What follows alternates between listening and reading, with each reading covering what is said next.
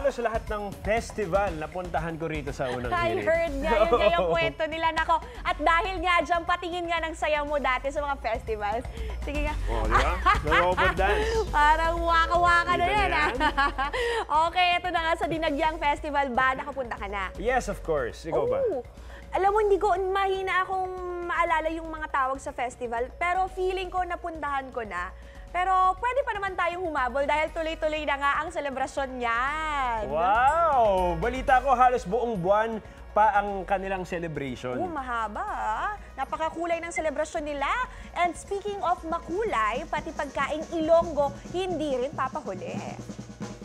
Asa na yan? Ayun no! Namitgid talaga! Buhay na naman ang UH Barkada rito na kumakain na sa labas. At sa Quiapo nga, makakatikim na rin tayo ng pinagmamalaki nila mga Ilonggo dishes, Shaira, at dahil authentic, para ka na rin nakiselebrate sa dinigyan doon para si Shuvi. Hi, Shuvi! Kamusta na ang celebration dyan? Ayun no, ang saya oh. Ay, may dance number.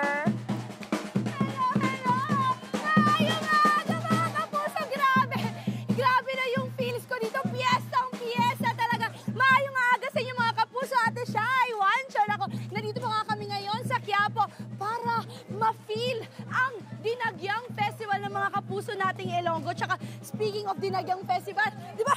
Kitang-kita. Piyesta talaga dito. Nandito kami ngayon sa isang restaurant malapit lang po sa Quiapo para maghatid sa inyo ng mga Ilonggo dishes. Tara, tinimahan niyo ako. Ayun. Dishes! Ang dami-dami niyan!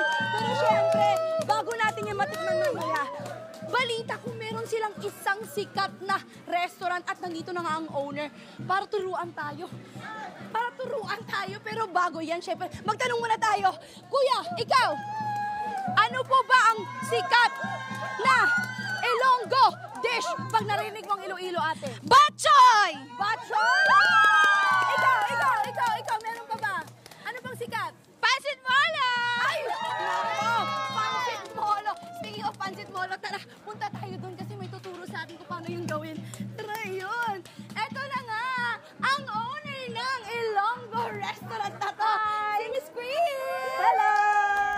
Mayong aga, Miss Chris! Mayong aga man. Oo. Sa inyo, mayong aga sa inyo tanan. Oo, Bisaya ni si Miss Chris pero tuturuan niya tayo kasi narinig ko, isa daw sa pinakasikat na pagkain, Pansit Molo. Yeah, opo. Ayan, yan na po ang ginagawa niyo ngayon. Ito po, nagigisa po tayo ng bawang, sibuyas. Ayun. Grabe, tinuruan po tayo agad ng paggisa. At ito na nga ang chicken. Nakikita natin. Madali lang po bang gawin yung Pansit Molo po? Madali lang po. Ayun. Tapos ano pa po bang ingredients ng Pansit Molo na yan? Mayroon po tayong chicken, ground beef po. Ground beef. Ito yung ground beef.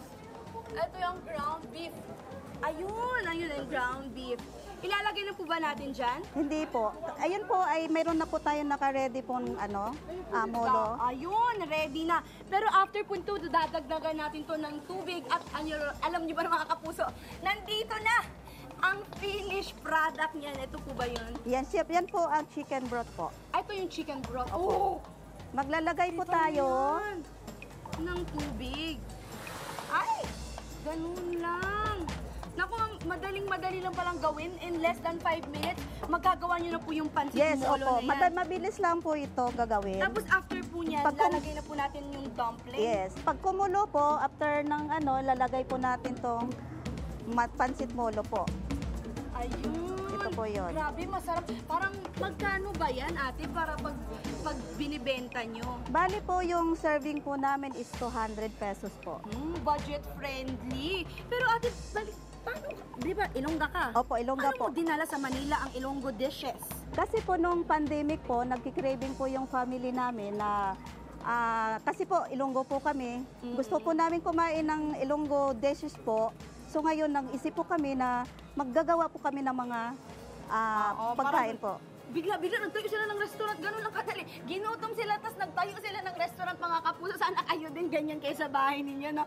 Tapos after po niyan, Ilonggo dishes, ano pong naisip nyong, anong mga laman ng restaurant na to na dishes? Mayroon po tayong kansi, Kansi, KBL, KBL, Bak choy. ano yung KBL? Ang KBL po is baboy, langka, Tsaka tsaka kadyos po. kadyos. Ay, interesting yan. Ano pa yung Ilonggo dishes niyo na Miss Chris? Isa po, aside po sa pansit molo po. The best talaga. The best po. Molo. Ayan, nakikita niya nga natin. At meron na tayong finished product nito. Sana po ang finished product niyan. Pagka mga ilang minutes po yan bago maluto talaga. Bali 5 minutes po, 5 okay na minutes. po.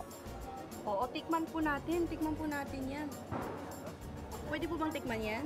Opo, opo. Yun, titikman ko po siya. Kahit na mainit ang mga kapuso. Try natin to. Ayan, try natin kung luto na talaga siya. Uy! Ano? Nanginginig talaga ako. Hala, ang sarap! Hala.